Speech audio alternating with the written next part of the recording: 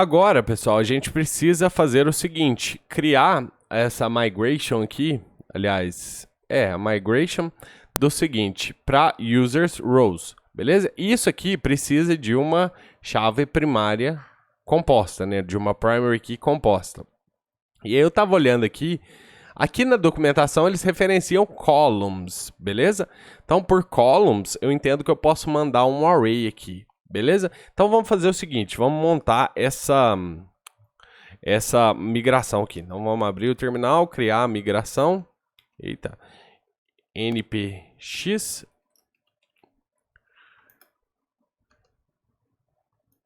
Mas tá difícil hoje. npx migrate make create users rows. Beleza. Criamos o nosso arquivo aqui e agora eu vou copiar aqui de profiles para andar mais rapidinho. A gente tem o que aqui? A gente precisa, aliás, fazer o que aqui? Primeiro, mudar o nome da tabela para users rows, que é o que a gente quer. Aí a gente precisa de um campo aqui, no caso, para ser esse user ID aqui. Deixa eu apagar isso aqui que a gente não precisa, ó. Isso aqui a gente vai precisar, ó, user ID, unique, no caso aqui, unsigned.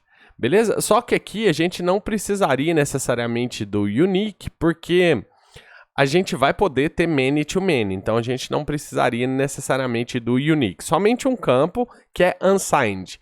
E daí a gente criou a nossa foreign key já para user.id, que é users.id na verdade. Essa coluna chama user ID. A gente já tem isso aqui pronto. Então o que mais que a gente precisa? Eu preciso duplicar isso aqui e fazer um para role ID também, que é o campo que vai referenciar a tabela rows, a coluna ID.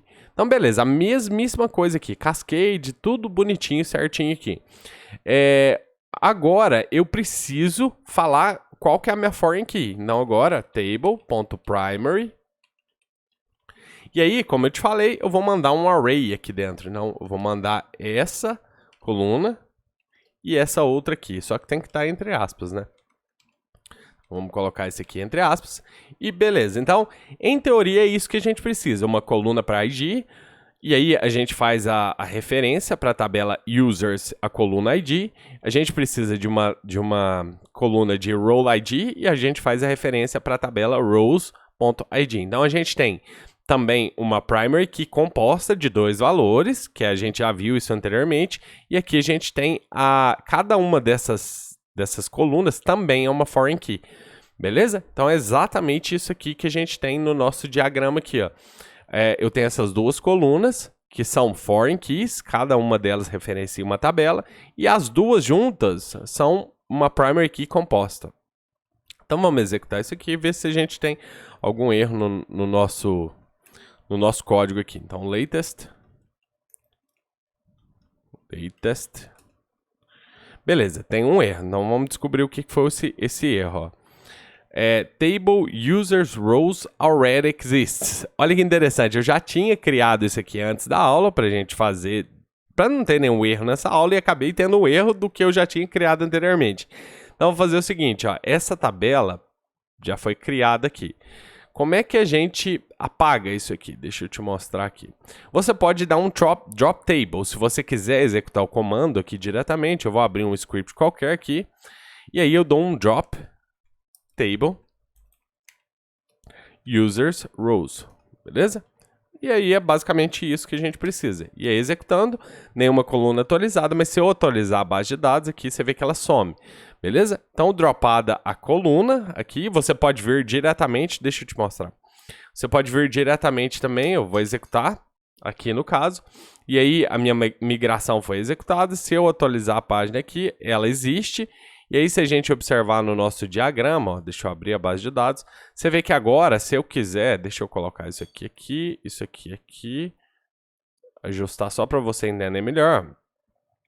Você vê que agora, esse diagrama, que é o DIR, né, o diagrama de entidade de relacionamento, que aqui chama de ER, que seria Entity Relational Diagram, alguma coisa assim, ele está idêntico ao nosso aqui. Se a gente observar, ó, ele está idêntico a isso aqui. Não exatamente idêntico, porque ele não está utilizando, por exemplo, a notação de crossfoot. Tem algumas diferenças, mas Na sua essência é o mesmo diagrama que a gente tem aqui, beleza? Eu tava te falando que você pode também fazer um drop aqui, ó. Se clicar em deletar, dá um sim. Você pode ver o script que vai ser executado, é exatamente o script que eu te mostrei anteriormente, com a diferença de que aqui eles estão mandando a base de dados e a tabela. Lá eu mandei somente a tabela, no caso, sem esse base de dados aqui. Beleza? Mas é basicamente isso. Então eu não vou persistir isso aqui, porque eu já criei aqui. E se a gente também agora quiser fazer um rollback para apagar isso aqui, a gente pode também. A gente pode fazer um rollback aqui, ó. E aí a gente apaga, a gente executa o down, que consequentemente faz um drop table na users rows. Então executando aqui e atualizando aqui, na verdade, a gente vê que ela some. Voltando ela, você vai ver que agora ela volta a aparecer aqui, beleza? Então a gente já criou tudo. Eu vou testar tudo aqui, criar as relações, criar dados aqui, só para eu ver se está tudo funcionando. Se tiver, a gente passa para frente. Se não, eu vou voltar com outra aula para a gente corrigir qualquer coisa que a gente tenha feito. Se precisar, a gente faz uma migração para atualizar alguma coluna, alguma coisa assim. Mas eu te vejo na próxima aula.